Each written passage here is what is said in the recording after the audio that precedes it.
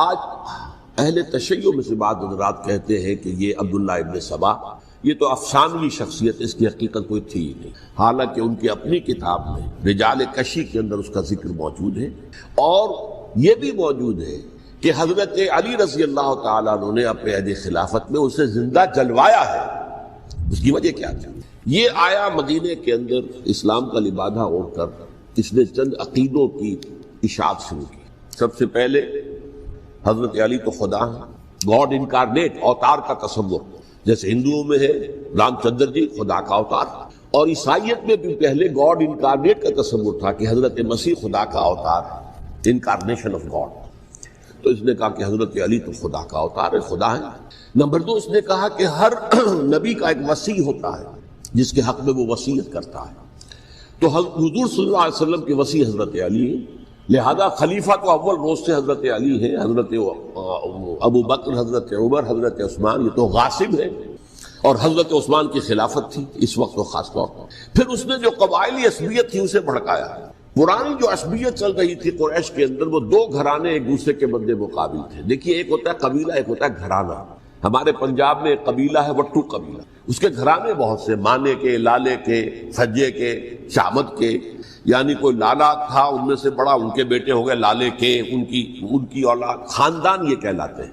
قبیلہ ہے یہ وٹو قبیلہ، تو قبیلہ تھا قریش، اس میں گھرانے بہت تھے، بنو ہاشم، بنو امیہ، بنو تیم، بنو عدی، یہ بہت سے گھرانے تھے۔ تو چوٹی کے دو گھرانے جو تھے وہ بنو ہاشم اور بنو امیہ، ان کے درمیان چپقلش تھی، مقابلہ، مسابقت، اور یہ مسابقت فی الخیر بھی ہوتی تھی۔ اگر انہوں نے غریبوں کو کھانے کھلائے ہیں تو ہم ان سے بڑھ کر کھلائیں گے، اگر وہ حاجیوں کی خدمت کرتے ہیں تو ہم ان سے بڑھ کر کریں گے۔ تو ان کے اندر یہ مسابقت الخیر بھی تھی، لیکن چپقلش تھی کہ کوئی ہم سے آگے نہ نکل جائے، وہ سمجھتا تھا وہ آگے نہ نکل جائے۔ اس شخص نے اس پرانی عصبیت کو تازہ کیا کہ حضور تو بنو ہاشم میں سے تھے، لہذا خلافت حق ہے بنو ہاشم، یہ غاصب ہے۔ اس سے پہلے دو خلفاء جو تھے وہ نہ بنو ہاشم سے تھے نہ بنو امیہ سے تھے۔ حضرت ابو بکر بنو تیم میں سے تھے، چھوٹا قبیلہ تھا۔ حضرت عمر بنی عدی میں سے تھے، وہ بھی چھوٹا قبیلہ تھا۔ یہ حضرت عثمان پہلے خلیفہ جو بنو امیہ میں سے تھے، جن کی پرانی چپقلش بنو ہاشم سے تھی۔ اب اس کو موقع مل گیا کہ پرانی قبائلی عصبیت کو بھڑکائے۔ یہ ہے اصل میں اس فتنے کا پس منظر عبداللہ ابن سبا نے جو آ کر پھیلایا ہے، اور اس کی تفصیل میں اس وقت میں نہیں جا سکتا، کیسے یہ فتنہ پروان چڑھا، کیا انہوں نے اسٹریٹجی اختیار کی، کہ یہ کیا کرتے تھے، گروہ بنا کر بھیجتے تھے لوگوں کو، کوفے میں جاؤ تو وہاں پر دمشق کے گورنر کے خلاف اور مصر کے گورنر کے خلاف الزامات لگاؤ، اس نے یہ کیا، وہ غبن کر گیا، وہ یہ کر گیا، وہ خیانت کر رہا ہے، وہ رشتہ داروں کو پال رہا ہے، اور عثمان کے خلاف بھی تقریریں کرو رضی اللہ تعالی عنہ۔ دمشق میں جاؤ تو کوفے کے گورنر کے خلاف، کیونکہ دمشق کے گورنر کے خلاف بات کرو گے تو لوگوں کو معلوم ہوگا کہ یہ جھوٹ بول رہے ہیں، لیکن یہ کہ وہاں تو تم بات کرو کوفے کے گورنر کے خلاف اور مصر کے گورنر کے خلاف اور حضرت عثمان کے خلاف۔ مصر میں جاؤ تو بات کرو کوفے کے اور شام کے گورنر کے خلاف اور حضرت عثمان کے خلاف۔ یہ انہوں نے ایسا اٹھایا، اور اس زمانے میں آپ کو معلوم ہے ذرائع نشر و رسائی تھے نہیں، نہ اس فتنے کی پتہ چل سکا جب تک کہ وہ فتنہ جو ہے پوری طرح برگو بار لا کر تراول درخت نہیں بن گیا۔ اس کے نتیجے میں حضرت عثمان رضی اللہ تعالی عنہ شہید ہوئے، اور خلیفہ پھر حضرت علی رضی اللہ تعالی عنہ کو انہی سوائیوں نے، جنہوں نے گھیراؤ کیا تھا، جنہوں نے حضرت عثمان کو شہید کیا ہے، یہی حضرت علی رضی اللہ تعالیٰ عنہ کے ارد گرد ہوئے، اور حضرت علی رضی اللہ تعالیٰ عنہ بھی نہیں چاہتے تھے خلافت کی بیعت لینا، لیکن آخر کیا کرتے؟ کیا وہ امت کو بغیر خلیفہ کی چھوڑ دیتے؟ حضرت زبیر سے کہا گیا، انہوں نے نہیں مانا، رد کر دی بات۔ حضرت طلحہ سے کہا گیا، انہوں نے نہیں مانا۔ حضرت علی سے کہا گیا، اب عشرہ مبشرہ میں سے یہی تو تھے نا، لہذا انہوں نے تسلیم کر لیا، خلافت ہو گئی۔ لیکن اس کے بعد جو خانہ جنگی ہوئی ہے، اس خانہ جنگی کے نتیجے میں نوٹ کر لیجئے کہ 1,00,000 کے قریب مسلمان ایک دوسرے کی تلواروں اور نیزوں اور برچھیوں اور تیروں سے قتل ہوئے، ہلاک۔ یہ ہماری تاریخ کا تاریخ ترین باب ہے۔ 5 سال، 4.5 سال حضرت علی کی خلافت کے، اور 6 مہینے حضرت حسن کی خلافت رضی اللہ تعالی عنہ۔ اس سے کیا ہوا کہ ایک طرف تو اسلام کی جو توسیع ہو رہی تھی، تھمتا نہ تھا کسی سے سیل رواں ہمارا، وہ سیلاب رک گیا، انٹرنل سیبوٹاج ہو گئی نا، اب تو اندر ہی آپس ہی میں اگر دستوں گریبان ہو گئے تو باہر اب کیا توسیع کرتے ہیں، وہ توسیع کا عمل رک گیا۔ اور یوں سمجھیے کہ جیسے ٹرک اگر کبھی چل رہا ہو، بھرا ہوا ہو لوڈنگ، اور وہ چڑھائی چڑھ رہا ہو، تو اگر کہیں موشن ٹوٹ جائے، ٹرک کو رکنا پڑے، تو ڈرائیور کے جان پر بن جاتی، اس لیے کہ اس کو دوبارہ سٹارٹ کرنا، اور جبکہ وہ چڑھائی پر ہے، انکلائن پر ہے، آسان کام نہیں ہوتا، خطرہ ہوتا ہے وہ پیچھے جو ہے وہ نہ جائے۔ اور پہاڑی علاقوں میں آپ کو معلوم ہے ذرا پیچھے چلے جانے کا مطلب جو ہے بہت خطرناک جو ہے نتیجہ نکل سکتا۔ بہرحال حضرت علی رضی اللہ تعالیٰ عنہ نے اپنے خلافت میں ایک کام یہ کیا، اب اس کی کیا مصلحتیں تھیں یہ تو انہی کے علم میں ہوگا، ہم قیاس کر سکتے ہیں، میں اس طرف میں نہیں جانا چاہتا۔ ابھی تک خلافت کا مرکز تھا مدینہ منورہ، حضرت ابوبکر، حضرت عمر، حضرت عثمان، وہی جہاں حضور صلی اللہ علیہ وسلم رہے تھے اور جہاں پر کہ حضور مدفون تھے۔ لیکن حضرت علی نے اپنا مرکز جو ہے وہ کوفہ بنا دیا۔ اچھا، اس کی ایک ظاہری وجہ یہ سمجھ میں آتی ہے کہ اسلام کا جو پھیلاؤ ہو گیا تھا، وہ سلطنت اتنی وسیع ہو گئی تھی کہ مدینہ منورہ بہت جنوب میں اور بڑے صحرا کو عبور کر کے جانا ہوتا تھا۔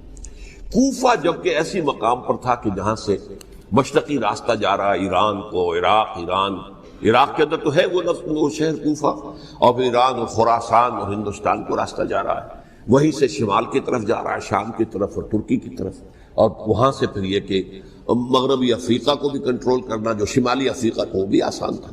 بہرحال حضرت علی نے کوفہ کو اپنا مرکز بنایا، اور نتیجہ یہ ہوا کہ سبائیوں کا بھی مرکز وہی بن گیا، چونکہ انہوں نے اپنے آپ کو گردا گرد رکھا حضرت علی کے رضی اللہ تعالیٰ۔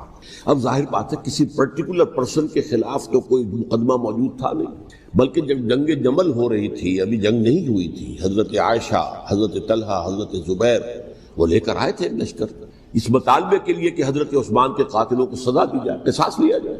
حضرت علی رضی اللہ تعالیٰ عنہ سے گفت و شنید ہو رہی تھی، حضرت علی جو ہے اس پر آمادہ ہو گئے کہ ٹھیک ہے، میں جو بھی قاتلین عثمان ہیں ان کو گرفتار کر کے سزا دوں گا۔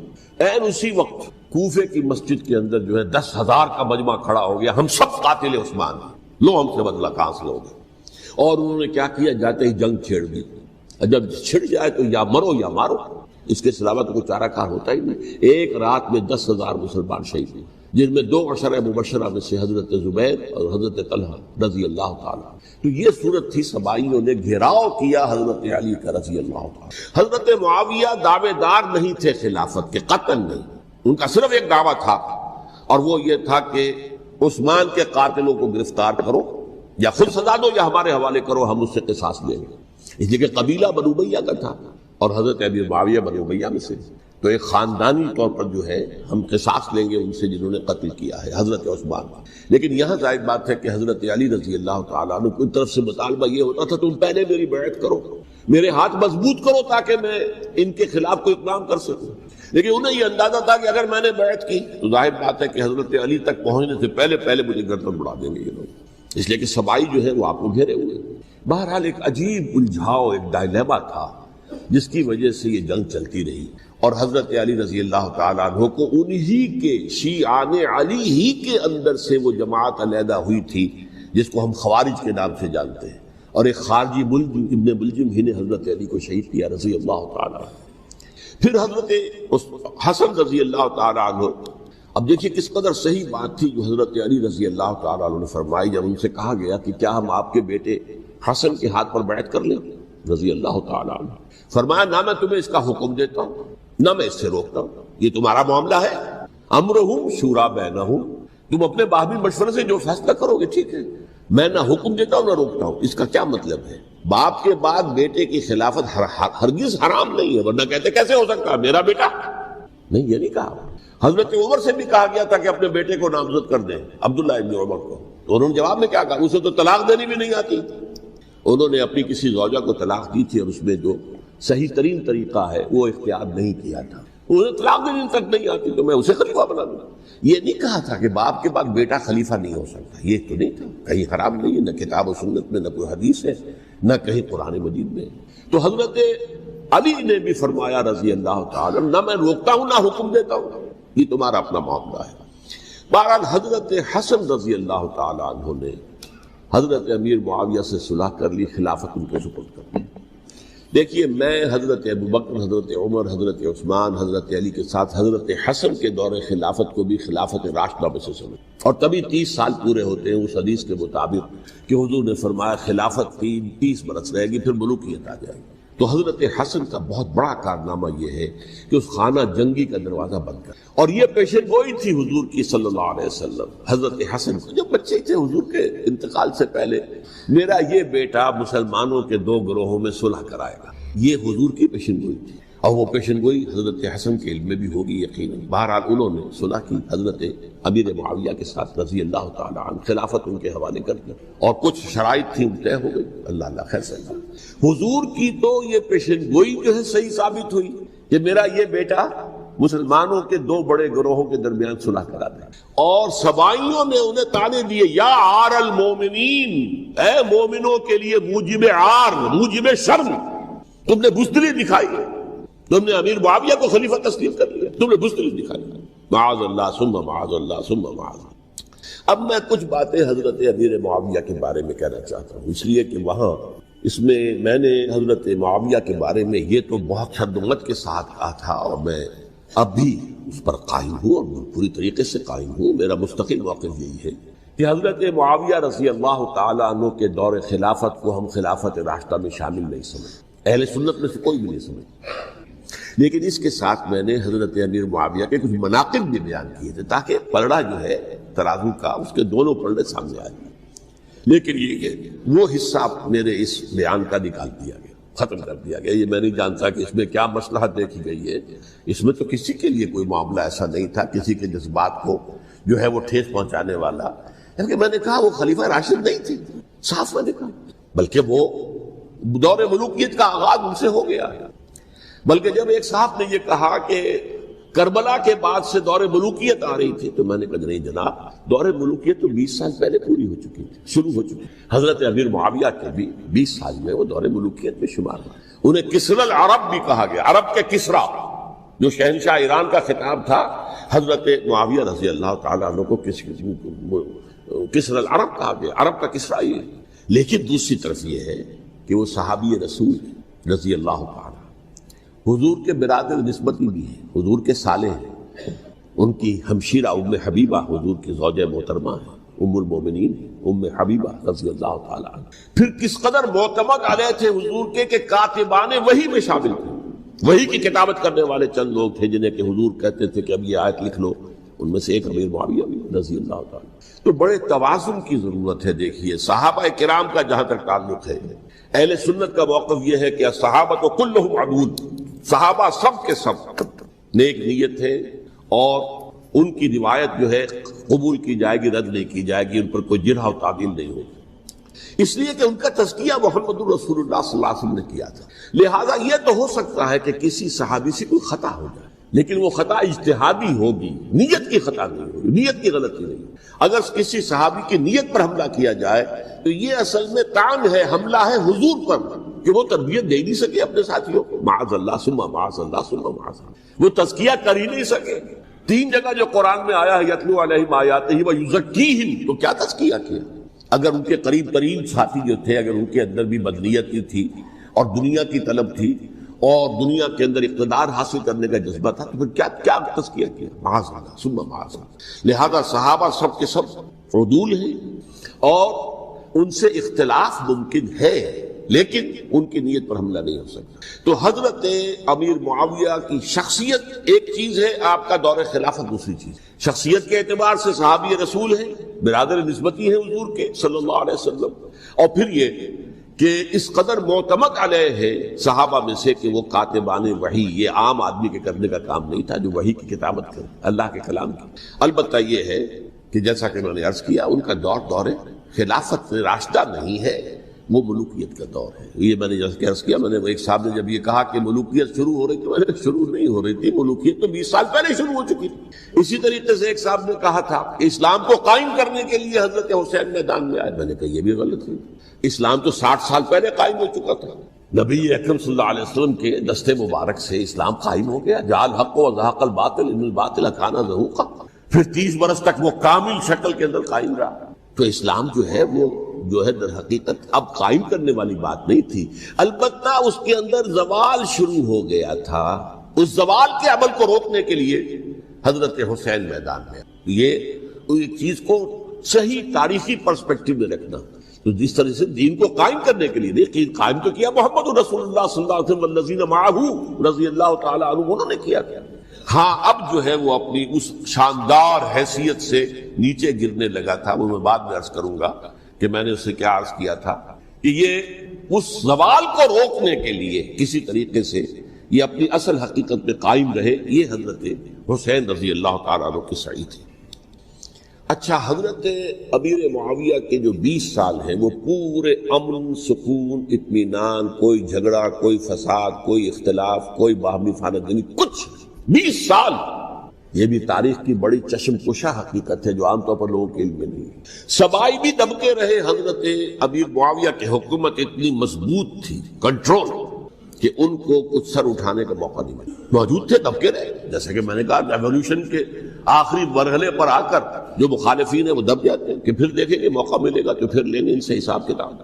20 سال رہے ہیں پورے امن کے، 10 سال کے بعد یعنی درمیان میں ہے حضرت امیر معاویہ کا عہد خلافت۔ ایک صحابی جو کہ بزرگ صحابہ میں سے ہیں، مغیرہ ابن شعبہ رضی اللہ تعالی عنہ، وہ آتے ہیں اور وہ کہتے ہیں کہ دیکھیے امیر المومنین، کتنی بڑی خانہ جنگی رہی تھی مسلمانوں کی آپس میں، اور اب بھی اگر آپ کسی کو نامزد کیے بغیر چھوڑ گئے امت کو تو پھر خانہ جنگی ہو جائے گا۔ 1 لاکھ اس وقت جو ہے وہ ہلاک ہوئے تھے، نہ معلوم اب کتنے ہلاک، لہٰذا آپ اپنی زندگی ہی میں نامزد کر دیجئے کسی کو خلیفہ، ولی عہد بنا۔ حضرت امیر معاویہ نے ابتداءً جو ہے انکار کیا نہیں، لیکن ان کے دلائل ایسے تھے وزنی، اور میں سمجھتا ہوں کہ وہ بات صحیح تھی جو مغیرہ ابن شعبہ نے کہی، اس لیے کہ اب صحابہ کرام میں سے جو کبار صحابہ تھے وہ تو سب دنیا سے رخصت ہو چکے تھے، اب تو یا صغار صحابہ رہ گئے تھے جو حضور کے زمانے میں بچے تھے، حضرت حسن، حضرت حسین، عبداللہ ابن زبیر، یہ بچے تھے نا، یا تو وہ تھے، اور یا بالکل نو مسلم تھے، اور نو مسلموں میں بڑی تعداد وہ تھی جو ایرانیوں کی تھی، شامیوں کی تھی، ادھر کی تھی، ادھر کی تھی، تو ان کو تو ظاہر بات ہے کہ تربیت نبوی سے کیا خلافت راشدہ سے بھی اکثر و بیشتر کو کوئی حصہ ملا ہی نہیں۔ تو اس صورت میں اب وہ اعلیٰ ترین معیار پر حکومت کے نظام کو قائم کرنا ممکن نہیں ہے۔ کوئی قبائلی عصبیت جب تک حکومت کی پشت پر نہیں ہوگی حکومت مستحکم نہیں ہوگی۔ یہ گویا کہ ایک جس کو کہتے ہیں کہ حقیقت بینی، واقعیت پسندی، ایک آئیڈیلزم ہے اور ایک ریئلزم ہے کہ آپ فیکٹس آن دی گراؤنڈ کو غور کریں، سوچیں اس کے اوپر اور پھر کوئی فیصلہ کریں۔ اس اعتبار سے پھر حضرت امیر معاویہ نے بات مان لی اور بیعت لے لی لوگوں سے حضرت یزید کے لیے کہ یہ خلیفہ ہوں گے میرے بعد، اس کو ولی عہدی کہتے ہیں۔ اچھا، اس وقت 5 افراد ایسے تھے کہ جنہوں نے اس سے اختلاف کی، یہ بات بہت اہم ہے۔ میرا کتاب کیا ہے سانحہ کربلا، اس کے کچھ نسخے آج یہاں ہوں گے، آپ لوگ پڑھیے اسے غور سے اور پھیلائیے تاکہ حقیقت سامنے آئے۔ 5 افراد کون تھے جو ہونے چاہیے؟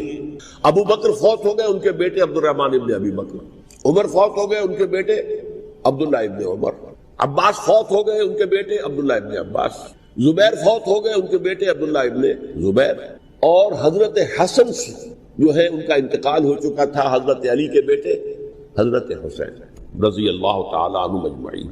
حضرت حسن کے بارے میں ایک فریق کا کہنا یہ ہے کہ انہیں زہر دے کر ہلاک کیا، اہل تشیع کا قول ہے، جبکہ اہل سنت کہتے ہیں کہ نہیں، وہ اپنی جو بھی طبی وہ موت تھی اس سے ان کی وفات، لیکن میں اس میں نہیں جانا چاہتا، اس لیے کہ یہ مائکرو ہسٹری جو ہے نا، وہ تو ایک ایک واقعے کے لیے ادھر کی روایات کیا، ادھر کی کیا ہیں، ان کے پاس کیا دلائل، یہ تو کسی ریسرچ اسکالر کا موضوع، میرا موضوع نہیں۔ لیکن بہرحال یہ 5 حضرات تھے جنہوں نے ولی عہدی کی بیعت نہیں کی، لیکن حضرت معاویہ اتنے حلیم الطبع انسان تھے، انہوں نے جبر نہیں کیا، کوئی تشدد نہیں کیا۔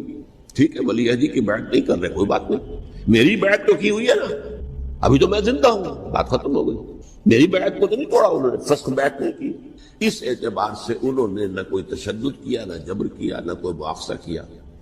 لیکن جب امیر معاویہ کا انتقال ہو گیا، اب ولی عہدی کی بجائے وہ اب خلافت کی بیعت کی، سب لوگوں نے بیعت کر لی۔ ان 5 میں سے ایک فوت ہو چکے تھے، حضرت عبد الرحمن ابن ابی بکر فوت ہو چکے رضی اللہ عنہ، 4 تھے، ان 4 میں ایک اختلاف ہوا۔ 2 کی رائے یہ تھی، عبداللہ ابن عمر، عبداللہ ابن عباس، کہ اگرچہ یہ کام غلط ہوا ہے اسلام کی روح کے منافی ہوا ہے، یہ بادشاہت کی بنیاد پڑ رہی ہے، لیکن یہ بات ایسی نہیں ہے کہ اس کی بنا پر ہم خانہ جنگی شروع کروا دیں، امت کے اندر خون خرابہ کروائیں، فساد کروائیں۔ لہذا انہوں نے بیعت کر لی۔ اب کوئی اگر یہ کہے معاذ اللہ کہ وہ بک گئے تھے یزید کے ہاتھ میں، معاذ اللہ ثم معاذ اللہ، وہی بات آپ اختلاف کر سکتے ہیں کہ انہیں نہیں کرنی چاہیے تھی، یہ کوئی رائے رکھے، مجھے اختلاف نہیں، لیکن ان کی نیت پر حملہ کریں گے تو حملہ محمد رسول اللہ پر ہوگا صلی اللہ علیہ وسلم۔ عبداللہ ابن عمر کون ہیں؟ کتنی حدیثیں ان سے جو ہے وہ منقول ہیں۔ عبداللہ ابن عباس کون ہیں؟ جنہیں حضور نے جو ہے جن کے لیے دعا کی تھی، اے اللہ فقہہ فی الدین وعلمہ التاویل، اے اللہ اس نوجوان کو دین کا فہم عطا کر اور قرآن کی تعویل اور تفسیر کا علم عطا کر۔ حبر الامہ کہلاتے ہیں۔ وہ کہیں پیسوں اور ٹکوں کے عوض بک جانے والے نہیں تھے، انہوں نے امت کی مصلحت دیکھی، نیت جو ہے اس پر حملہ نہ کیجیے، البتہ اختلاف کا حق آپ کو حاصل ہے۔ دو حضرات جو ہے ڈٹے رہے کہ نہیں، ہمیں کم وقت میں ریزسٹ کرنا ہے۔ عبداللہ ابن زبیر عمر کے اعتبار سے وہ بڑے ہیں، مسلمانوں میں سب سے پہلے ولادت مدینے میں جا کر جو ہوئی ہے وہ عبداللہ ابن زبیر کی ہوئی ہے۔ ہجرت کر کے جب مہاجرین وہاں پہنچے، کچھ عرصے تک کسی کے ہاں کوئی اولاد نہیں ہوئی، تو لوگوں نے تانے دینے شروع کر دیے کہ معلوم ہوتا ہے کہ یہاں آ کر یہ مکے کے رہنے والے جو ہے کمزور ہو گئے ہیں، ان کے ہاں اولاد ہی نہیں ہو رہی۔ پھر عبداللہ ابن زبیر کی ولادت ہوئی ہے، یہ حضرت ابو بکر کے نواسے ہیں، حضور کی زوجہ محترمہ حضرت عائشہ کی بہن حضرت دیکھیے ابھی نام نکل گیا ہے جی، حضرت اسماء رضی اللہ تعالی عنہا عنہما، یہ ان کے صاحبزادے حضرت زبیر کے بیٹے۔ ان کا فیصلہ ہوا کہ ہمیں رجسٹ کرنا ہے کم وقت میں، ایٹ اینی کاسٹ۔ حضرت حسین ابن علی رضی اللہ تعالی عنہما کا بھی فیصلہ ہوا کہ ہمیں رجسٹ کرنا ہے کم وقت میں۔ البتہ ان میں بھی ایک اختلاف ہو گیا، یعنی یہ دو تو جڑے رہے، ان دو میں اختلاف ہو گیا۔ عبداللہ ابن زبیر کا کہنا یہ تھا کہ ہمیں حجاز میں رہنا چاہیے، یہ سرزمین ہے جس میں نبوت کی برکات سب سے زیادہ ہے، یہاں ہم مضبوط قلعے کے اندر ہیں، ہمیں یہاں سے جو ہے رجسٹ کرنا چاہیے اور ختم کرنا چاہیے اس نظام کے اندر جو خرابی آ گئی ہے۔ حضرت حسین رضی اللہ تعالیٰ عنہ کے پاس خطوط کا تانتا بنا ہوا تھا، کوفے سے لوگ خط لکھ رہے تھے، آئیے آئیے آئیے، ہم آپ کے ہاتھ میں بیعت کریں گے، ہم آپ کے ہاتھ میں بیعت کریں گے، ہم آپ کے ہاتھ میں بیعت کریں گے۔ یہی وہ کوفہ جو حضرت علی کا دارالخلافہ رہا تھا اور جو پھر صبائیت کا گڑھ بن گیا تھا۔ چنانچہ حضرت حسین نے حضرت مسلم بن عقیل کو بھیجا وہاں پر کہ میرے نمائندے کی حیثیت سے جا کر وہاں پر بیعت لو۔ 10-12 ہزار افراد نے بیعت کر لی، لیکن اس کے بعد یزید کی طرف سے گورنر بنا کے بھیجا گیا ابن زیاد کو۔ ابن زیاد نے آ کر جو تشدد کیا اور سختی کی تو سب کے سب بیعت توڑ کر اور سب منحرف ہو گئے۔ مخلصین تو وہ تھے نہیں، الکوفی لایوفی، کوفی جو ہے وہ تو کوئی وعدہ وفا کرنے والا ہوتا ہی نہیں، بیعت توڑ دی۔ فمن نقص فانما ينقص على نفسه، بیعت کے بعد بیعت توڑ دینا بہت بڑا گناہ ہے، توڑ دیا۔ ادھر اطلاع مل گئی حضرت حسین کو، چل چکے تھے وہ راستے میں تھے کہ وہاں تو مسلم بن عقیل شہید ہو گئے اور سب لوگوں نے بیعت توڑ دی۔ اب واپس جانا چاہتے تھے لیکن مسلم بن عقیل کے بیٹے جو ہے اڑ گئے۔ یہ عرب کی اپنی ایک جو ہے پرانی ان کی حمیت اور ان کا قبائلی نظام کہ اب ہم اپنے والد کے خون کا قصاص لیے بغیر نہیں جائیں گے۔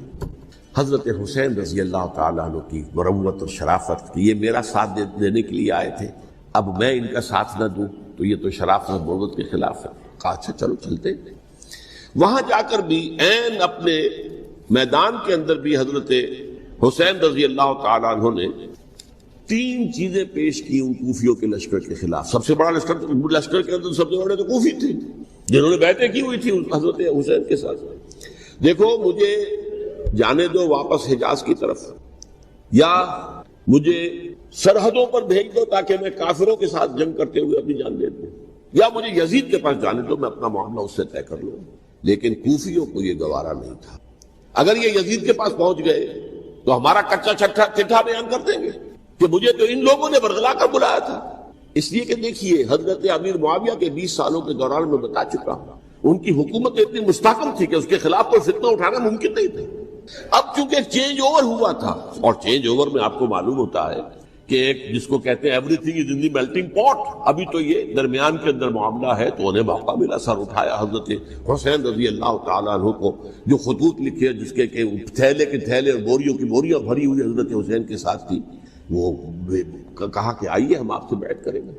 انہوں نے نہیں مانا، اور اصل میں حضرت حسین کے قاتل وہ کوفی، وہ بزدل، وہ منافق، جنہوں نے بیعت کر کے بیعت توڑی، اور اب وہ آ گئے کہ اگر یہ حسین رضی اللہ تعالیٰ عنہ بچ کر کہیں یزید کے پاس پہنچ گئے تو پھر ہمارا کچا چٹھا جو ہے وہ سامنے آ جائے گا اور ہماری پھر شامت آ جائے گی، لہذا انہوں نے قتل کیا حضرت حسین کو رضی اللہ تعالیٰ۔ ایک بات جو علامہ ڈاکٹر قلب صادق نے فرمائی، اور مجھے میرے علم میں یہ بات پہلے نہیں تھی، وہ یہ کہ حضرت حسین کے قتل کا فتویٰ ایک بہت بڑے مفتی نے دیا تھا۔ یہ بات بھی ذرا سمجھ لیجیے، حضرت حسین رضی اللہ تعالیٰ عنہ کے قتل کا فتویٰ ایک بہت بڑے مفتی نے دیا تھا۔ کیوں دیا تھا؟ اس لیے کہ حضور کی احادیث موجود ہیں کہ جب ایک شخص کی ایک خلیفہ کی بیعت ہو جائے تو دوسرا اگر کھڑا ہو تو اسے قتل کرو، کھلی حدیث۔ اسی لیے ایک بہت بڑے مفسر بھی ہیں، فقیہ بھی ہیں، قاضی ابن العربی رحمۃ اللہ علیہ، ایک ابن عربی ہیں الف لام کے بغیر، ابن عربی، وہ بہت بڑے صوفی ہیں، فلسفی ہیں، اندلس کے ہیں۔ یہ قاضی ابن العربی ہیں جنہوں نے قرآن کی ایک تفسیر لکھی ہے اس اعتبار سے کہ صرف ان آیات کی تفسیر جن سے کہ فقہی احکام جو ہے ان کا استنباط ہوتا ہے۔ یہ دو تفسیریں اس طور سے لکھی گئی ہیں قرآن مجید کی، احکام القرآن ان کا نام ہے دونوں کا، جن میں سے ایک جو ہے قاضی ابن العربی کی ہے، ان کا ایک جملہ نقل ہوتا ہے، قتل الحسین بسیف جدہ، حسین قتل ہو گئے اپنے ہی نانا کی تلوار سے۔ وہ تلوار کیا تھی؟ جب کسی کی بیعت ہو چکی ہو پھر کوئی کھڑا ہو مدعی خلافت قتل۔ میرے نزدیک حضرت حسین مدعی خلافت نہیں تھے، یہ بات اس وقت سامنے لوگوں کے نہیں آئی، بلکہ حکومت نے یہ باور کرا دیا کہ یہ تو باغی ہے، یہ مدعی ہے خلافت کے۔ انہوں نے تو دعویٰ نہیں کیا خلافت، وہ تو صرف اس عمل کو روکنے کے لیے میدان میں آئے تھے۔ اور اس بات کو اچھی طرح سمجھ لیجئے کہ اس وقت تک یہ جو تصور آج ہمارے پاس ہے کہ ریاست علیحدہ ہے، حکومت علیحدہ ہے، state of Pakistan, we are loyal to the state of Pakistan, ہم ریاست پاکستان کے وفادار ہیں، گورنمنٹ آف پاکستان کے وفادار نہیں ہیں، we are not loyal to the government. Government تو کبھی بے نظیر کی تھی، ہم اس کے خلاف تحریک چلا رہے تھے، یا کبھی کسی اور کی تھی اس کے خلاف تحریک چل رہی ہے، یا کبھی ضیاء الحق کی تھی اس کے خلاف تحریک چل رہی ہے۔ گورنمنٹ کو بدلنا تو عوام کا حق ہے، آج، اس وقت نہیں تھا، اس وقت ریاست اور حکومت کا کوئی فرق نہیں تھا، لہذا جو حکومت سے اختلاف کرے گویا کہ باغی ہے۔ یہ ہے اصل میں وہ پیچیدہ مسئلہ کہ کیوں کسی مفتی نے فتویٰ دے دیا، اس لیے کہ اس وقت تک ریاست اور حکومت کا فرق واضح نہیں تھا دنیا پر۔ یہ تو ابھی کوئی 100-150 سال کی بات ہے کہ آج ہمارا جو پولیٹیکل سائنس کا ایولیوشن ہوا ہے وہ اسٹیج تک پہنچ گیا ہے کہ اسٹیٹ علیحدہ ہے، حکومت علیحدہ ہے۔ حکومت تو اسٹیٹ کے 3 آرگنز میں سے ایک آرگن ہے، ایڈمنسٹریشن حکومت کی ہے، جوڈیشری ہے اور لیجسلیچر ہے، 3 آرگنز ہیں بڑے بڑے، ان میں سے ایک ہے۔ تو حکومت کو بدلنا تو عوام کا حق ہے، چاہے وہ ووٹ کے ذریعے بدلیں، چاہے ایجیٹیشن، اگر پرامن ایجیٹیشن ہے اس سے حکومت کو بدلنے کا حق حاصل ہے دستوری طور پر ہر اعتبار سے۔ اس وقت یہ نہیں تھا، لہذا صورتحال یہ بن گئی کہ حکومت وقت نے باور کرا دیا مسلمانوں کو، ورنہ سوچئے نواسہ رسول کو قتل کرنا کوئی آسان کام تھا؟ آخر سب کلمہ گو تھے کہ نہیں تھے؟ کلمہ گو تو تھے، اور حضور سے عقیدت اور محبت میں کبھی، لیکن یہ کہ فتویٰ اگر ایک بہت بڑے مفتی کا، جو کہ حضرت علامہ ڈاکٹر قلب صادق صاحب نے فرمایا، مجھے اس مفتی کا نام بھی معلوم نہیں، کہ ایک مفتی ہی کا فتویٰ تھا وہ، جس کے بنا پر اب ان لوگوں نے حضرت حسین کا قتل کیا، اور یہی وجہ ہے کہ انہوں نے پھر خیموں کو بھی آگ لگا دی۔ وائی، حالانکہ دیکھیے اگر دشمنی کا انتقام ہوتا تو حضرت علی بن حسین جو بیمار تھے، جو بعد میں زین العابدین رحمت اللہ علیہ کے نام سے پھر یہ اہل تشیع کے چوتھے امام معصوم ہیں، حضرت علی، حضرت حسن، حضرت حسین، اور پھر حضرت علی بن حسین زین العابدین رحمت اللہ علیہ، کیا ان کو بھی قتل کر دیتے؟ حضرت حسین کی نسل ہی ختم ہو جاتی، لیکن نہیں کیا۔ آگ کیوں لگائی؟ آگ اس لیے لگائی کہ وہ جو ڈاکومنٹری پروف ہے ہماری غداری کا یزید کے خلاف حضرت حسین کو جو ہم نے دعوت دی، وہ جو ڈاکومنٹری پروف خطوط کی شکل میں موجود ہے وہ ختم ہو جائے، ڈسٹرائے ہو جائے۔ اس کے لیے انہوں نے خیموں میں آگ لگائی۔ بہرحال یہ ہے تاریخی پس منظر، یہ اسی سبائی فتنے کا تسلسل ہے جس نے سب سے پہلے حضرت عثمان کی جان لی رضی اللہ تعالیٰ عنہ، 5 سال تک مسلمانوں میں خانہ جنگی رکھی، حضرت علی کو پھر شہید کیا، اور اس کے بعد جو ہے 20 سال حضرت امیر معاویہ کے تو سر نہیں اٹھا سکے، لیکن پھر جب ایک چینج اوور ہو رہا تھا تو اس وقت انہوں نے موقع غنیمت سمجھا کہ اب کھڑے ہو جاؤ اور اب دوبارہ ایک فتنہ جو ہے اس کو امت کے اندر پیدا کر دو۔ اچھا، اس معاملے میں ایک بات جو میں نے وہاں کہی کہ ہمارے ہاں شاعرانہ جو مبالغہ آمیزی ہے یہ میری گفتگو کا حصہ انہوں نے حذف کر دیا ہے. اور میں نے ایک سنی شاعر بہت بڑے عالم جن کے حوالے سے آج بھی میری تقریر ہوگی خالق جناح ہال میں، مولانا محمد علی جوہر کے ایک شعر کے حوالے سے کہا کہ قتل حسین اصل میں مرگ یزید ہے، اسلام زندہ ہوتا ہے ہر کربلا کے بعد. میں نے کہا بالکل محمل شعر ہے، اسلام مرا ہی نہیں تھا، زندہ ہونے کا کیا سوال. اور اگر کسی درجے میں مزمحل یا زخمی ہوا تھا تو وہ تو رہا، کربلا کے بعد بھی رہا، یزید کی حکومت بھی رہی، بنو امیہ کی حکومت بھی چلی، کوئی تبدیلی تو نہیں آئی. یہ کیا کہہ رہے ہیں اسلام زندہ ہوتا ہے کربلا کے بعد؟ میں نے کہا اسلام مرا نہیں تھا. جیسے میں نے یہ کہا کہ ملوکیت جو ہے وہ اب شروع نہیں ہوئی، ملوکیت تو 20 برس پہلے شروع ہو چکی تھی حضرت امیر معاویہ کے. لیکن ظاہر بات ہے کہ حضرت حسن نے، حضرت حسین نے اس کو قبول کیا، اور حضرت حسین نے تو پھر 10 سال تک ولی عہدی جو تھی چاہے بیعت نہیں کی لیکن اس کے خلاف میدان میں آ کر چیلنج تو نہیں کیا. اس اعتبار سے یہ معاملہ جو ہے اسلام زندہ ہوتا ہے کربلا کے بعد، یہ بے تکی بات ہے. ہاں حضرت شاہ اسماعیل شہید رحمۃ اللہ علیہ کی اگر میں تشبیہ کو، تمثیل کو سامنے رکھوں تو اسلام کی عمارت 6 منزلہ ہے، 6ٹھی منزل ٹاپ کی وہ گر گئی، 5 منزلیں انٹیکٹ تھی، اسلام مرا نہیں تھا. عدالت میں شریعت کے مطابق فیصلے ہو رہے تھے، قاضی تھے، مفتی تھے، شریعت نافذ تھی، اسلام کہاں مرا تھا؟ جبکہ خود کہہ رہے ہیں علامہ قلب صادق کے ایک مفتی کے فتوے سے حضرت حسین کو قتل کیا گیا. اب وہ مفتی کی رائے اس کی بدنیتی ہو جو بھی ہو وہ جانے، اللہ جانے، لیکن عام مسلمان کیا کریں؟ اس پہلو سے اسلام مرا نہیں تھا. ہاں ایک منزل گر گئی تھی، وہ گری رہی، 1000 برس تک گری رہی، یہاں تک کہ آ کر مغربی امپیریلزم نے اس کے گرایا، ملوکیت کا معاملہ ختم کیا، اور وہ جبریاً ملوکیت دوسری آ گئی. ورنہ وہی بادشاہی چلی ہے، بلکہ دور بنو امیہ میں وہ بادشاہی پوری طرح اس نے بالوں پر نہیں نکالے تھے، اصل باروں پر تو اس نے نکالے ہیں دور بنو عباس میں آ کر. اور پھر سلاطین جو ہے ترک، جو ترک خلفاء ہے، ان کا بھی بادشاہت تھی، اور کیا تھا، وہ خلافت تو نہیں تھی. تو یہ تو اسلام میں جو بھی نقص واقع ہو گیا تھا، کبھی واقع ہو گئی تھی، وہ جو کی تو برقرار ہے. اس کو بھی تسلیم کیا. میں اللہ کا شکر ادا کر کے کہتا ہوں کہ دونوں حضرات، دونوں شیعہ دانشور اور بڑی اعلیٰ سطح کے جو شیعہ عالم تھے، انہوں نے اس بات کو تسلیم کیا اور میری اس بات کو چیلنج نہیں کیا. اصل میں تیسری بات میں نے یہ کہی کہ دیکھیے حضرت حسین رضی اللہ تعالی عنہ کی اس شہادت کے بعد، اس کے بعد واقعہ حرہ بھی ہوا، جو واقعہ کربلا سے بھی بعض اعتبارات سے زیادہ بھیانک اور زیادہ گھناؤنا واقعہ ہے. بنو امیہ کی تاریخ ہے جس کو لوگ جانتے ہی نہیں. مدینہ کے کچھ لوگوں نے بغاوت کی اور انہوں نے اس کے خلاف فوج بھیجی، اور فوج کو جو مدینہ فتح کر لیا، 3 دن کے لیے حلال کر دیا، جو چاہو کرو، یہاں جسے چاہو مارو، جسے چاہو لوٹو، جس کا گھر چاہو برباد کرو، جس عورت کو چاہو ریپ کرو. اور یہ مدینہ النبی کے اندر ہوا. تو کاٹ کھانے والی ملوکیت کے اندر بہت سے واقعات تھے. عبداللہ ابن زبیر کھڑے ہوئے، انہوں نے حکومت قائم کی تھی، لیکن یہ کہ وہ تو 6 سال کے لیے کامیاب بھی رہے، ایک حکومت قائم کی، بنو امیہ کے ہاتھ پر بیٹھ نہیں کی، بالآخر ان کی حکومت بھی ختم ہو گئی. پھر حضرت زید کھڑے ہوئے، انہوں نے بغاوت کی، وہ بھی ناکام رہ گئے. پھر بنو عباس میں کھڑے ہوئے حضرت نفس زکیہ، حضرت حسن رضی اللہ تعالیٰ عنہ کے اولاد میں سے، وہ بھی ناکام ہو گئے، شہید ہو گئے. پھر یہ سمجھ لیا گیا کہ اب یہ جہاں تک 6ٹھی منزل ہے وہ تو دوبارہ تعمیر نہیں ہو سکتی. یہ تو جس کی لاٹھی اس کی بھینس، جس کے پاس طاقت ہوگی اس کی حکومت ہوگی، جس کا قبیلہ زیادہ قوی ہوگا، جس قبیلے میں زیادہ عصبیت ہوگی، مضبوط ہوگا، متحد ہوگا، طاقتور ہوگا، اسی کی حکومت ہوگی. البتہ اس کے نیچے لوگوں کے اخلاق کی اصلاح کرو. صوفیاء کرام نے وہ کام اپنے ذمے لیا، اور بالکل وہی کام ہے کہ جو ائمہ اہل بیت کرتے رہے. حضرت حسن کی اولاد میں، پھر حضرت علی بن حسین رضی اللہ تعالی، حضرت حسین کی اولاد میں، پھر امام محمد باقر، امام محمد جعفر صادق، اور اس کے بعد بھی 5 اور.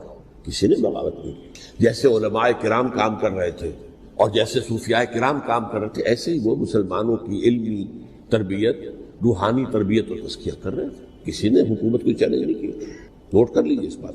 حضرت علی نے بھی چیلنج نہیں کیا تھا، حضرت حسن نے چیلنج نہیں کیا، خود صلح کر لی. تو ائمہ اہل بیت جو 12 یہ گنتے ہیں، جن میں سے آخری جو ہے حضرت مہدی کو تو ابھی ظاہر ہونا ہے، ان کے عقیدے کے مطابق وہ روح پوش ہیں، وہ ظاہر ہوں گے. لیکن 11 حضرات کے بارے میں یہ کہ حضرت حسین کے سوا کسی نے بھی چیلنج نہیں کیا موت کے نظام. اور حضرت حسین نے بھی اس مغالطے پر کیا کہ کوفی ساتھ دیں گے، اور یہ موقع ہے کہ یہ جو 6ٹھی منزل اسلام کی گر گئی ہے اسے دوبارہ تعمیر کر دیا جائے. انہوں نے خلافت کا دعویٰ نہیں کیا تھا، یہ انہیں عوام کو مغالطے میں مبتلا کیا گیا کہ یہ خلافت کا مدعی ہو کر سامنے آیا. جیسا کہ میں نے آپ سے کہا تھا، امیر معاویہ نے حضرت علی کے عہد خلافت میں کبھی خلافت کا دعویٰ نہیں کیا. مدعی خلافت نہیں تھے وہ تو یہ کہتے تھے کہ قاتلان حسین جو ہے، قاتلان عثمان کو سزا دو، قصاص دو، بس. اسی طرح حضرت حسین نے بھی، اب دیکھیے اس ضمن میں اس میں کوئی شک نہیں ہے، حضرت حسین رضی اللہ تعالی عنہ کی جو شہادت ہوئی ہے، ان کے ساتھیوں کی، اعزاء و اقارب کی، تاریخ انسانی میں یہ عزم، ہمت، شجاعت، مثابرت، صبر، استقلال، استقامت، اس کی بہت روشن مثال ہے، بہت روشن مثال ہے، بہت روشن مثال ہے. لیکن اس سے تاریخ کی رفتار پر کوئی اثر نہیں پڑا. وہ جو ملوکیت آ گئی تھی وہ اور گہری سے گہری ہوتی چلی گئی. واقعہ کربلا کے بعد تو واقعہ ہررا ہوا میں نے گنوا دیا، اس سے زیادہ تو میرے خیال میں کہ اور ہمارے لیے لائق شرم جو ہے کوئی واقعہ ہے ہی نہیں اس پہلو سے. لیکن حضرت حسین کا ایک، اب ان کو یہ کہ میں مطلب یہ کہ اگر میں ان کے ہاتھ پر بیعت کر لیتا ہوں جو کہ اس وقت سامنے موجود تھے کہ یزید کی بیعت تمہارے ہاتھ پر کرتا ہوں، تو گویا کہ اپنے آپ کو سرنڈر کر دیتے. وہی خطرہ جو امیر معاویہ کو تھا کہ مجھے وہ تو پہنچنے بھی نہیں دیں گے علی تک رضی اللہ تعالیٰ عنہ، اور مجھے پہلے ہی شہید کر دیں گے. یہی خطرہ حسین کو تھا رضی اللہ تعالیٰ عنہ کہ مجھے یزید تک پہنچنے نہیں دیں گے، پہلے ہی قتل کر دیں. اور ویسے بھی یہ ایک شرافت، مروت اور حمیت اور غیرت اور عزت نفس کا تقاضا بھی تھا کہ بھائی معاملہ ہے یزید کا، میرا مجھے وہاں جانے دو، اللہ اللہ خیر سے، یو کین اسکورٹ می، میرے دائیں بائیں چلو تاکہ میں کہیں اور بھاگ نہ جاؤں تمہارے خیال میں، مجھے وہاں پہنچا دو، میں وہاں پہ جا کے اس سے معاملہ کر لوں. لیکن انہوں نے قتل کیا. اصل قاتلان کوفی، وہی سبائی. البتہ یہ ہے کہ اس واقعے کی جو یادگار ہے اس میں کوئی شک نہیں ہے کہ اس نے مسلمانوں میں سے ایک گروہ کے دل میں قربانی اور شہادت کا جذبہ بہت پیدا کیا، اس میں کوئی شک نہیں. اور جس طریقے سے کہ عاشورہ محرم میں یاد منائی جاتی ہے، جس طریقے سے اس نے اہل تشیع کے اندر قربانی کا جذبہ بے انتہا پیدا کر دیا. اگرچہ وہ جذبہ بروئے کار نہیں آتا، اس لیے کہ ان کے ہاں یہ عقیدہ ہے، یہ طے ہے کہ جب تک حضرت مہدی ظاہر نہیں ہوں گے ہم کسی کے خلاف بغاوت نہیں کریں گے. یہ پوری تاریخ میں ان کا معاملہ رہا، تمام جو ہے ائمہ اہل بیت کا معاملہ رہا. جب تک مہدی نہیں آتے، keep sitting and keep waiting, wait and see, that's all. یہ تو خمینی صاحب نے کیا ہے، آیت اللہ خمینی صاحب نے، کہ انہوں نے یہ ایران کے شیعوں کو باور کرایا کہ بھائی جب آئیں گے حضرت مہدی آ جائیں گے، لیکن ہم اب ہاتھ پر ہاتھ رکھ کر بیٹھے رہیں، باطل کو چیلنج بھی نہ کریں. ہمیں کچھ تو کرنا چاہیے، وہ ہاتھ پاؤں ہلانے چاہیے، اور کچھ نہیں تو مہدی کا راستہ جو ہے صاف کرنا چاہیے، تمہید کرنی چاہیے، ان کے راستہ ہموار کیا جائے. تو یہ ان کی بڑی عظمت ہے آیت اللہ خمینی صاحب کی کہ اہل تشیع ایران کے جو ہے ان سے انہوں نے یہ بات منوا لی کہ ہم بالکل انرٹ نہیں بیٹھے رہیں گے، بلکہ اب انہیں نائب امام قرار دے کر اور ولایت فقیہ کے فلسفے کے حوالے سے، یہ دو چیزیں ان کی جو ہیں بنیادی فلسفے کی ہیں، وہ اس وقت میرا موضوع نہیں ہے. انہوں نے عوام کو ایسا کھڑا کیا ہے کہ 20,000 سے لے کر 30,000 کے درمیان انسانوں نے جانے دی. عورتوں کے جلوس نکلے، شیرخوار بچہ گود میں ہے عورت کے، اور گولی کھا رہی ہے اور مر رہی ہے، گر رہی ہے. آپ سوچئے زندگی کتنی عزیز ہوتی ہے، اور شیرخوار بچے کے لیے ماں کی جو زندگی ہے، اس ماں کو اپنی زندگی کتنی عزیز تر ہوگی کہ اپنے لیے نہیں تو اس بچے کے لیے مجھے جینا ہے. لیکن نہیں، گولیاں کھائیں، گری. یہ جذبہ انہی میں ہے. واقعہ یہ ہے کہ اہل سنت کے اندر یہ جذبہ نہ ہونے کے برابر ہے. یہ میں واشراف الفاظ میں کہہ رہا ہوں. پورے عالم اسلام میں صرف شیعہ ایران ایسا نکلا ہے کہ جس نے بادشاہت کا خاتمہ کیا. باقی سعودی عرب میں بادشاہت بیٹھی ہوئی ہے، ڈٹ کر بیٹھی ہوئی، اربوں ڈالر کا ایک ایک محل بنتا ہے ان بادشاہوں کا، اور سنی سن کوئی حرکت نہیں. وہ تو اب جو حرکت ہو رہی ہے وہ اینٹی امریکن حرکت ہے جو ہو رہی ہے. وہ در حقیقت وہ مسئلہ بالکل دوسرا ہے جو اس وقت ہو رہا ہے. لیکن یہ کہ عالم اسلام میں کوئی تحریک ایسے نہیں اٹھی. یہ اہل تشیع میں ہے جو بالکل استثنائی بات ہے کہ انہوں نے جو ہے ایسا بادشاہ جس کو کہا جاتا تھا کہ اس کا جو اسلحہ خانہ ہے وہ ایشیا میں سب سے بڑا اسلحہ خانہ ہے، جو 2500 سالہ پرانی جو ایک عظمت تھی ایران کی، اس کو دوبارہ تازہ اور زندہ کرنا چاہتا تھا. 2500 سالہ برسی اس نے منائی تھی، اس کے لیے ایک شہر آباد کیا تھا کہ خسرو یا سائرس یا ذوالقرنین قرآن مجید کی اصطلاح میں اس کی یادگار بنائی تھی. اور وہ سوچ رہا تھا کہ وہی عظمت دوبارہ ایران کی ہوگی جو کہ خسرو کے زمانے میں تھی، جس کا قرآن مجید میں سورہ کہف کے اندر ذکر ہے. مشرقی فتوحات، مغربی فتوحات، شمالی فتوحات. تو وہ بادشاہ ہے اس کو بھاگنا پڑا ہوا قربانی کی وجہ سے۔ تو یہ جو ہے واقعہ کربلا نے، اس میں کوئی شک نہیں ہے کہ ایک ایسی مشعل روشن کی ہے جس کو کہ ہر شخص کو دیکھنا چاہیے۔ یہ بھی انسان، جیسے کہ اقبال نے ایک شعر کہا تھا غالب کے لیے، فکر انسان پر تیری ہستی سے یہ روشن ہوا ہے، پرے مرغ تخیل کی رسائی طاق ہو جا۔ تو فکر انسان پر حضرت حسین کی قربانی سے یہ واضح ہوا ہے کہ انسان کس حد تک جا سکتا ہے قربانی دینے کے لیے اپنے کسی مقصد کے لیے۔ مقصد ان کا جو تھا، میں نے اسی لیے آیت پڑھی تھی، معاذ اللہ ثم معاذ اللہ۔ میں ایک آخری بات جو کہہ رہا ہوں وہ نوٹ کر لیجئے، ایک خاص انتہائی نقطۂ نظر کے عام کیے جانے کی وجہ سے سنیوں میں بھی ایک انتہائی رد عمل پیدا ہوا ہے، ایکسٹریم رائٹسٹ سنی سے۔ اگر ایک طرف سے حملہ کیا گیا ہے حضرت عثمان کی نیت پر، ان کو خیانت کا الزام لگایا گیا، ان پر اقربا پروری کا الزام لگایا گیا، حضرت ابو موسیٰ شریف پر خیانت اور غداری کا الزام لگایا گیا، یہ ساری چیزیں اگر صحابہ کرام کے اوپر ہوئی ہیں، امیر معاویہ پر، امیر اور عمرو بن العاص پر، تو جواب میں کچھ لوگ کھڑے ہو گئے۔ حضرت علی وہ اقتدار کے طالب تھے، معاذ اللہ ثم معاذ اللہ ثم معاذ اللہ، یہ اہل سنت کا موقف نہیں۔ حضرت حسین اقتدار کے طالب تھے، ہرگز نہیں، ہرگز نہیں، ہرگز نہیں۔ وہی اصول جو میں نے بتایا تھا سب کے لیے لاگو رہے گا، وہ امیر معاویہ کے لیے ہے تو حضرت علی کے لیے بھی، حضرت حسین کے لیے بھی۔ یہ نیک نیت ہے، آپ ان کی کسی رائے سے اختلاف کر سکتے ہیں لیکن ان کی نیت پر حملہ نہیں کریں گے۔ نیت پر حملہ کریں گے آپ کا ایمان بالرسالت جو ہے وہ مجروح ہو جاتا ہے۔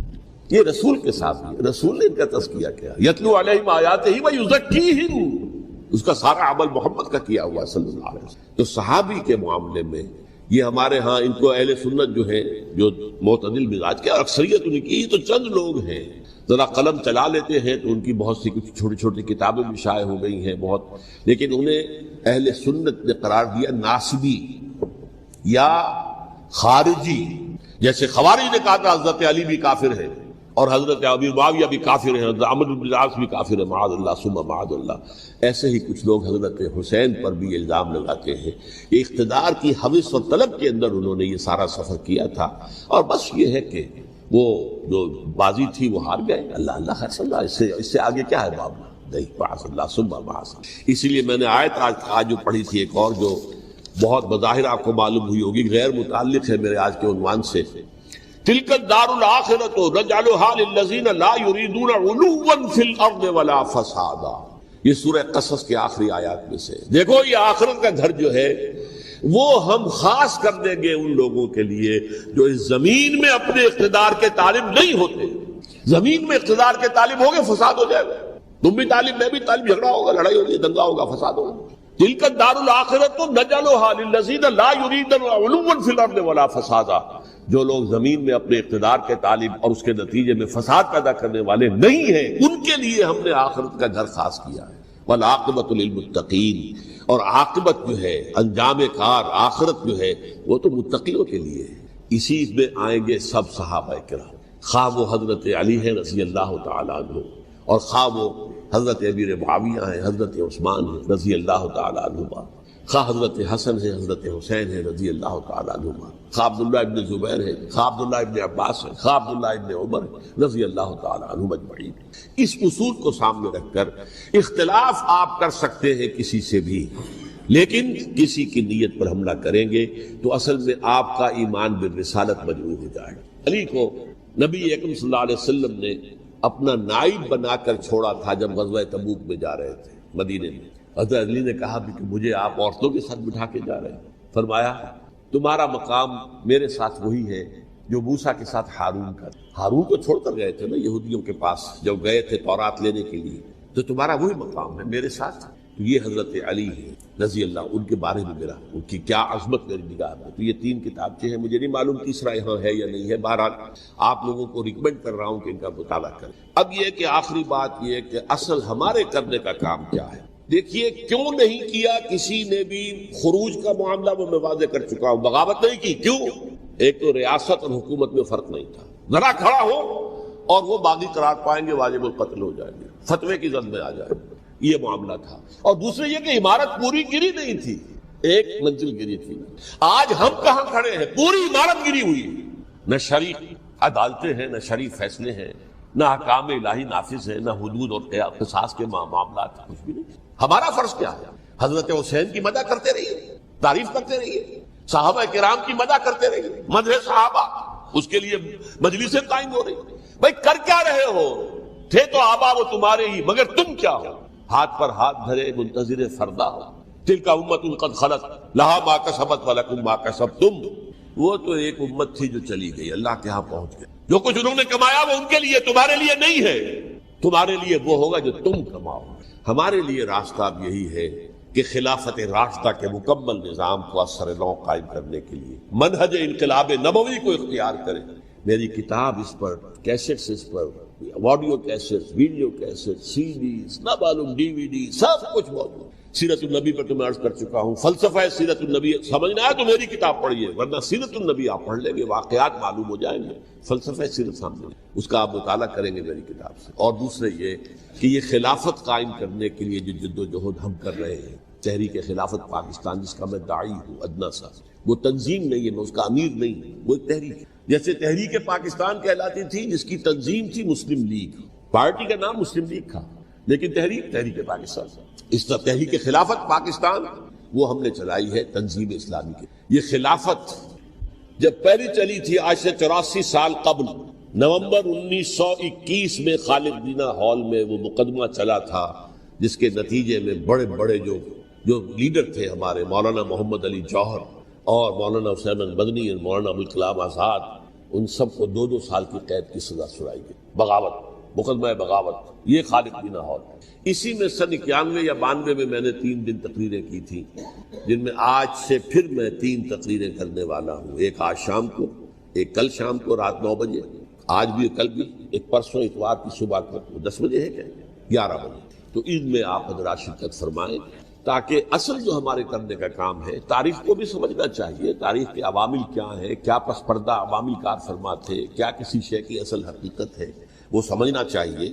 لیکن یہ ہے کہ اس اعتبار سے میں نے جب یہ لفظ استعمال کیا تھا اس مذاکرے میں، لپ سروس، کہ یہ ہم صرف لپ سروس کرتے رہے، مدح کے بیان کرتے رہے، منقبت بیان کرتے رہے، حضور کی نعتیں کہتے رہے، اس سے تو بات نہیں بنے گی جب تک کہ وہ فرض منصبی شہادت علی الناس کا جو ہمارے ذمے ہے بحیثیت امت محمد صلی اللہ علیہ وسلم، اس کو ادا نہ کرے۔ ایک شخص کا کارنامہ، وہ یہودی فتنہ گر، وہ روح مصدق کا بروز، ہر قبا ہونے کو ہے اس کے جنوں سے تار تار۔ اسی طرح وہ عبداللہ ابن سبا یہودی فتنہ گر۔ آج اہل تشیع میں سے بعض حضرات کہتے ہیں کہ یہ عبداللہ ابن سبا یہ تو افسانوی شخصیت، اس کی حقیقت کوئی تھی ہی نہیں، حالانکہ ان کی اپنی کتاب میں رجال کشی کے اندر اس کا ذکر موجود ہے، اور یہ بھی موجود ہے کہ حضرت علی رضی اللہ تعالیٰ عنہ نے اپنے عہد خلافت میں اسے زندہ جلوایا ہے۔ اس کی وجہ کیا تھی؟ یہ آیا مدینے کے اندر اسلام کا لبادہ اوڑھ کر، اس نے چند عقیدوں کی اشاعت شروع کی۔ سب سے پہلے حضرت علی تو خدا ہے، گاڈ انکارنیٹ، اوتار کا تصور، جیسے ہندوؤں میں ہے رام چندر جی خدا کا اوتار، اور عیسائیت میں بھی پہلے گاڈ انکارنیٹ کا تصور تھا کہ حضرت مسیح خدا کا اوتار، انکارنیشن آف گاڈ۔ تو اس نے کہا کہ حضرت علی تو خدا کا اوتار ہے، خدا ہے۔ نمبر 2، اس نے کہا کہ ہر نبی کا ایک وصی ہوتا ہے جس کے حق میں وہ وصیت کرتا ہے، تو حضور صلی اللہ علیہ وسلم کے وصی حضرت علی ہے، لہذا خلیفہ تو اول روز سے حضرت علی ہے، حضرت ابو بکر، حضرت عمر، حضرت عثمان، یہ تو غاصب ہے، اور حضرت عثمان کی خلافت تھی اس وقت خاص طور پر۔ پھر اس نے جو قبائلی عصبیت تھی اسے بھڑکایا۔ پرانی جو عصبیت چل رہی تھی قریش کے اندر، وہ 2 گھرانے ایک دوسرے کے بندے مقابل تھے۔ دیکھیے، ایک ہوتا ہے قبیلہ، ایک ہوتا ہے گھرانہ۔ ہمارے پنجاب میں ایک قبیلہ ہے وٹو قبیلہ، اس کے گھرانے بہت سے، مانے کے، لالے کے، سجے کے، شامت کے، یعنی کوئی لالا تھا ان میں سے بڑا، ان کے بیٹے ہو گئے لالے کے، ان کی اولاد، خاندان یہ کہلاتے ہیں۔ قبیلہ ہے یہ وٹو قبیلہ۔ تو قبیلہ تھا قریش، اس میں گھرانے بہت تھے، بنو ہاشم، بنو امیہ، بنو تیم، بنو عدی، یہ بہت سے گھرانے تھے۔ تو چوٹی کے 2 گھرانے جو تھے وہ بنو ہاشم اور بنو امیہ، ان کے درمیان چپلش تھی، مقابلہ، مسابقت، اور یہ مسابقت فی الخیر بھی ہوتی تھی۔ اگر انہوں نے غریبوں کو کھانے کھلائے ہیں تو ہم ان سے بڑھ کر کھلائیں گے، اگر وہ حاجیوں کی خدمت کرتے ہیں تو ہم ان سے بڑھ کر کریں گے۔ تو ان کے اندر یہ مسابقت فی الخیر بھی تھی، لیکن چپلش تھی کہ کوئی ہم سے آگے نہ نکل جائے، وہ سمجھتا تھا وہ آگے نہ نکل جائے۔ پر اس شخص نے اس پرانی عصبیت کو تازہ کیا کہ حضور تو بنو ہاشم میں سے تھے، لہذا خلافت حق ہے بنو ہاشم، یہ غاصب ہیں۔ اس سے پہلے دو خلفاء جو تھے وہ نہ بنو ہاشم سے تھے نہ بنو امیہ سے تھے۔ حضرت ابوبکر بنو تیم میں سے تھے، چھوٹا قبیلہ تھا۔ حضرت عمر بنی عدی میں سے تھے، وہ بھی چھوٹا قبیلہ تھا۔ یہ حضرت عثمان پہلے خلیفہ جو بنو امیہ میں سے تھے، جن کی پرانی چپکلش بنو ہاشم سے تھی۔ اب اس کو موقع مل گیا کہ پرانی قبائلی عصبیت کو بھڑکائے۔ یہ ہے اصل میں اس فتنے کا پس منظر عبداللہ ابن سبا نے جو آ کر پھیلایا ہے، اور اس کی تفصیل میں اس وقت میں نہیں جا سکتا، کیسے یہ فتنہ پروان چڑھا، کیا انہوں نے اسٹریٹجی اختیار کی کہ یہ کیا کرتے تھے، گروہ بنا کر بھیجتے تھے لوگوں کو، کوفے میں جاؤ تو وہاں پر دمشق کے گورنر کے خلاف اور مصر کے گورنر کے خلاف الزامات لگاؤ، اس نے یہ کیا، وہ غبن کر گیا، وہ یہ کر گیا، وہ خیانت کر رہا ہے، وہ رشتہ داروں کو پال رہا ہے، اور عثمان کے خلاف بھی تقریریں کرو رضی اللہ تعالی عنہ۔ دمشق میں جاؤ تو کوفے کے گورنر کے خلاف، کیونکہ دمشق کے گورنر کے خلاف بات کرو گے تو لوگوں کو معلوم ہوگا کہ یہ جھوٹ بول رہے ہیں، لیکن یہ کہ وہاں تو تم بات کرو کوفے کے گورنر کے خلاف اور مصر کے گورنر کے خلاف اور حضرت عثمان کے خلاف۔ مصر میں جاؤ تو بات کرو کوفے کے اور شام کے گورنر کے خلاف اور حضرت عثمان کے خلاف۔ یہ انہوں نے ایسا اٹھایا، اور اس زمانے میں آپ کو معلوم ہے ذرائع نشر و رسائی تھے نہیں، نہ اس فتنے کی پتہ چل سکا جب تک کہ وہ فتنہ جو ہے پوری طرح برگو بار لا کر تراول درخت نہیں بن گیا۔ اس کے نتیجے میں حضرت عثمان رضی اللہ تعالی عنہ شہید، اور خلیفہ پھر حضرت علی رضی اللہ تعالی عنہ کو انہی سوائیوں نے، جنہوں نے گھیراؤ کیا تھا، جنہوں نے حضرت عثمان کو شہید کیا ہے، یہی حضرت علی رضی اللہ تعالیٰ عنہ کے ارد گرد ہوئے۔ اور حضرت علی رضی اللہ تعالیٰ عنہ بھی نہیں چاہتے تھے خلافت کی بیعت لینا، لیکن آخر کیا کرتے؟ کیا وہ امت کو بغیر خلیفہ کے چھوڑ دیتے؟ حضرت زبیر سے کہا گیا، انہوں نے نہیں مانا، رد کر دی بات۔ حضرت طلحہ سے کہا گیا، انہوں نے نہیں مانا، حضرت علی سے کہا گیا۔ اب عشرہ مبشرہ میں سے یہی تو تھے نا، لہذا انہوں نے تسلیم کر لیا، خلافت ہو گئی۔ لیکن اس کے بعد جو خانہ جنگی ہوئی ہے، اس خانہ جنگی کے نتیجے میں نوٹ کر لیجئے کہ 1,00,000 کے قریب مسلمان ایک دوسرے کی تلواروں اور نیزوں اور برچھیوں اور تیروں سے ختم ہلاک۔ یہ ہماری تاریخ کا تاریخ ترین باب ہے۔ 5 سال، 4.5 سال حضرت علی کی خلافت کے، اور 6 مہینے حضرت حسن کی خلافت رضی اللہ تعالی عنہ۔ اس سے کیا ہوا کہ ایک طرف تو اسلام کی جو توسیع ہو رہی تھی، تھمتا نہ تھا کسی سے سیل رواں ہمارا، وہ سیلاب رک گیا، انٹرنل سیبوٹاج ہو گئی نا، اب تو اندر ہی آپس ہی میں اگر دستوں گریبان ہو گئے تو باہر اب کیا توسیع کرتے ہیں، وہ توسیع کا عمل رک گیا۔ اور یوں سمجھیے کہ جیسے ٹرک اگر کبھی چل رہا ہو، بھرا ہوا ہو لوڈنگ، اور وہ چڑھائی چڑھ رہا ہو، تو اگر کہیں موشن ٹوٹ جائے، ٹرک کو رکنا پڑے، تو ڈرائیور کے جان پر بن جاتی، اس لیے کہ اس کو دوبارہ سٹارٹ کرنا، اور جبکہ وہ چڑھائی پر ہے، انکلائن پر ہے، آسان کام نہیں، خطرہ ہوتا ہے وہ پیچھے جو ہے وہ نہ جائے۔ اور پہاڑی علاقوں میں آپ کو معلوم ہے ذرا پیچھے چلے جانے کا مطلب جو ہے بہت خطرناک جو ہے نتیجہ نکل سکتا۔ بہرحال حضرت علی رضی اللہ تعالیٰ عنہ نے اپنے خلافت میں ایک کام یہ کیا، اب اس کی کیا مصلحتیں تھیں یہ تو انہی کے علم میں ہوگا، ہم قیاس کر سکتے ہیں، اور میں اس میں نہیں جانا چاہتا۔ ابھی تک خلافت کا مرکز تھا مدینہ منورہ، حضرت ابوبکر، حضرت عمر، حضرت عثمان، وہی جہاں حضور صلی اللہ علیہ وسلم رہے تھے اور جہاں پر کہ حضور مدفون تھے۔ لیکن حضرت علی نے اپنا مرکز جو ہے وہ کوفہ۔ اچھا، اس کی ایک ظاہری وجہ یہ سمجھ میں آتی ہے کہ اسلام کا جو پھیلاؤ ہو گیا تھا، وہ سلطنت اتنی وسیع ہو گئی تھی کہ مدینہ منورہ بہت جنوب میں اور بڑے صحرا کو عبور کر کے جانا ہوتا تھا۔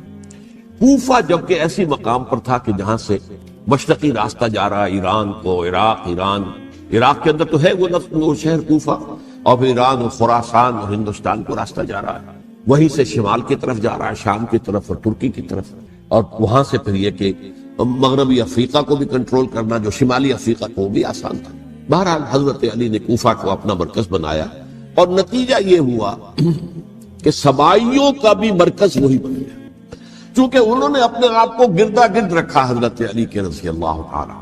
اب ظاہر بات ہے کسی پرٹیکولر پرسن کے خلاف تو کوئی مقدمہ موجود تھا نہیں، بلکہ جب جنگ جمل ہو رہی تھی، ابھی جنگ نہیں ہوئی تھی، حضرت عائشہ، حضرت طلحہ، حضرت زبیر وہ لے کر آئے تھے لشکر اس مطالبے کے لیے کہ حضرت عثمان کے قاتلوں کو سزا دی جائے، قصاص لیا جائے۔ حضرت علی رضی اللہ تعالیٰ عنہ سے گفت و شنید ہو رہی تھی، حضرت علی جو ہے اس پر آمادہ ہو گئے کہ ٹھیک ہے، میں جو بھی قاتلین عثمان ہیں ان کو گرفتار کر کے سزا دوں گا۔ این اسی وقت کوفے کی مسجد کے اندر جو ہے 10,000 کا مجمع کھڑا ہو گیا، ہم سب قاتل عثمان، لو ہم سے بدلہ کانس لو۔ اور انہوں نے کیا کیا، جاتے ہی جنگ چھیڑ دی، جب چھڑ جائے تو یا مرو یا مارو، اس کے سلاوت کوئی چارہ کار ہوتا ہی نہیں۔ ایک رات میں 10,000 مسلمان شہید ہوئے، جن میں 2 عشرہ مبشرہ میں سے حضرت زبیر اور حضرت طلحہ رضی اللہ تعالیٰ۔ تو یہ صورت تھی، سبائیوں نے گھیراؤ کیا حضرت علی کا رضی اللہ عنہ۔ حضرت معاویہ دعوے دار نہیں تھے خلافت کے، قطعاً نہیں، ان کا صرف ایک دعویٰ تھا، اور وہ یہ تھا کہ عثمان کے قاتلوں کو گرفتار کرو، یا خود سزا دو یا ہمارے حوالے کرو، ہم اس سے قصاص لیں گے۔ اس لیے کہ قبیلہ بنو امیہ کا تھا اور حضرت ابی معاویہ بنو امیہ میں سے، تو ایک خاندانی طور پر جو ہے ہم قصاص لیں گے ان سے جنہوں نے قتل کیا ہے حضرت عثمان۔ لیکن یہاں ظاہر بات ہے کہ حضرت علی رضی اللہ تعالیٰ عنہ کی طرف سے مطالبہ یہ ہوتا تھا تم پہلے میری بیعت کرو، میرے ہاتھ مضبوط کرو تاکہ میں ان کے خلاف کوئی اقدام کر سکوں۔ لیکن انہیں یہ اندازہ تھا کہ اگر میں نے بیعت کی تو ظاہر بات ہے کہ حضرت علی تک پہنچنے سے پہلے مجھے گردن بڑھا دیں گے، اس لیے کہ سبائی جو ہے وہ آپ کو گھیرے ہوئے۔ بہرحال ایک عجیب الجھاؤ، ایک ڈائلیما تھا جس کی وجہ سے یہ جنگ چلتی رہی، اور حضرت علی رضی اللہ تعالیٰ عنہ کو انہی کے شیعان علی ہی کے اندر سے وہ جماعت علیحدہ ہوئی تھی جس کو ہم خوارج کے نام سے جانتے ہیں، اور ایک خارجی ملجم ابن ملجم ہی نے حضرت علی کو شہید کیا رضی اللہ تعالیٰ عنہ۔ پھر حضرت حسن رضی اللہ تعالیٰ عنہ، اب دیکھیے کس قدر صحیح بات تھی جو حضرت علی رضی اللہ تعالیٰ عنہ نے فرمائی جب ان سے کہا گیا کہ کیا ہم آپ کے بیٹے حسن کے ہاتھ پر بیعت کر لیں رضی اللہ تعالیٰ عنہ۔ فرمایا نہ میں تمہیں اس کا حکم دیتا ہوں نہ میں اس سے روکتا ہوں، یہ تمہارا معاملہ ہے، امرہم شورا بینہم، تم اپنے باہمی مشورے سے جو فیصلہ کرو گے ٹھیک ہے، میں نہ حکم دیتا ہوں نہ روکتا ہوں۔ اس کا کیا مطلب ہے؟ باپ کے بعد بیٹے کی خلافت ہرگز حرام نہیں ہے، ورنہ کہتے کیسے ہو سکتا میرا بیٹا؟ نہیں، یہ نہیں کہا۔ حضرت عمر سے بھی کہا گیا تھا کہ اپنے بیٹے کو نامزد کر دیں، عبداللہ ابن عمر کو، تو انہوں نے جواب میں کیا کہا؟ اسے تو طلاق دینی بھی نہیں آتی تھی۔ انہوں نے اپنی کسی زوجہ کو طلاق دی تھی اور اس میں جو صحیح ترین طریقہ ہے وہ اختیار نہیں کیا تھا، انہیں طلاق دینے تک نہیں آتی تو میں اسے خلیفہ بنا۔ یہ نہیں کہا تھا کہ باپ کے بعد بیٹا خلیفہ نہیں ہو سکتا، یہ تو نہیں تھا، کہیں حرام نہیں ہے، نہ کتاب و سنت میں، نہ کوئی حدیث ہے، نہ کہیں قرآن مجید میں۔ تو حضرت علی نے بھی فرمایا رضی اللہ تعالی نہ میں روکتا ہوں نہ حکم دیتا ہوں، یہ تمہارا اپنا معاملہ ہے۔ بہرحال حضرت حسن رضی اللہ تعالی عنہ نے حضرت امیر معاویہ سے صلح کر لی، خلافت ان کے سپرد کر دی۔ دیکھیے میں حضرت ابوبکر، حضرت عمر، حضرت عثمان، حضرت علی کے ساتھ حضرت حسن کے دور خلافت کو بھی خلافت راشدہ میں سے سمجھتا ہوں، اور تبھی 30 سال پورے ہوتے ہیں اس حدیث کے مطابق کہ حضور نے فرمایا خلافت 30 برس رہے گی پھر ملوکیت آ جائے۔ تو حضرت حسن کا بہت بڑا کارنامہ یہ ہے کہ اس خانہ جنگی کا دروازہ بند کر، اور یہ پیشن گوئی تھی حضور کی صلی اللہ علیہ وسلم۔ حضرت حسن جو بچے تھے حضور کے انتقال سے پہلے، میرا یہ بیٹا مسلمانوں کے 2 گروہوں میں صلح کرائے، یہ حضور کی پیشن گوئی تھی، اور وہ پیشن گوئی حضرت حسن کے علم میں بھی ہوگی یقیناً۔ بہرحال انہوں نے صلح کی حضرت امیر معاویہ کے ساتھ رضی اللہ تعالیٰ عنہ، خلافت ان کے حوالے کر دی، اور کچھ شرائط تھیں طے ہو گئی، اللہ خیر سے۔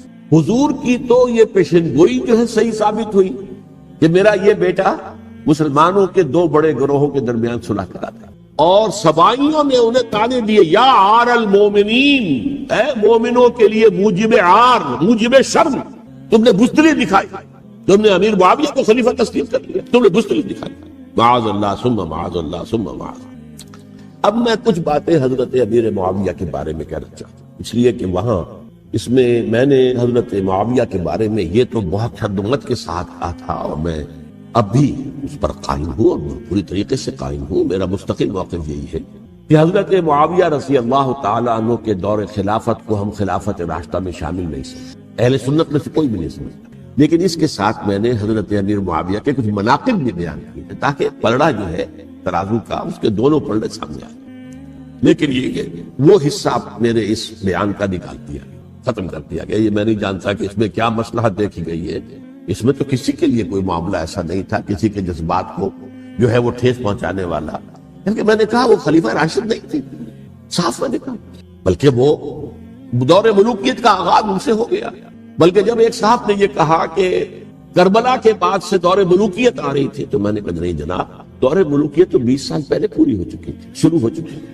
حضرت امیر معاویہ کے بھی 20 سال میں وہ دور ملوکیت میں شمار ہوا۔ انہیں کسری العرب بھی کہا گیا، عرب کے کسریٰ، جو شہنشاہ ایران کا خطاب تھا، حضرت معاویہ رضی اللہ تعالیٰ عنہ کو کسری العرب کہا گیا، عرب کا کسریٰ یہ۔ لیکن دوسری طرف یہ ہے کہ وہ صحابی رسول رضی اللہ تعالیٰ حضور کے برادر نسبتی بھی ہیں، حضور کے سالے ہیں، ان کی ہمشیرہ ام حبیبہ حضور کی زوجہ محترمہ ہیں، ام المومنین ام حبیبہ رضی اللہ تعالیٰ عنہ۔ پھر کس قدر معتمد علیہ تھے حضور کے کہ کاتبان وحی میں شامل تھے، وحی کی کتابت کرنے والے چند لوگ تھے جنہیں کہ حضور کہتے تھے کہ اب یہ آیت لکھ لو، ان میں سے ایک امیر معاویہ بھی رضی اللہ تعالیٰ۔ تو بڑے توازن کی ضرورت ہے۔ دیکھیے صحابہ کرام کا جہاں تک تعلق ہے، اہل سنت کا موقف یہ ہے کہ الصحابہ کلہم عدول، صحابہ سب کے سب نیک نیت ہیں اور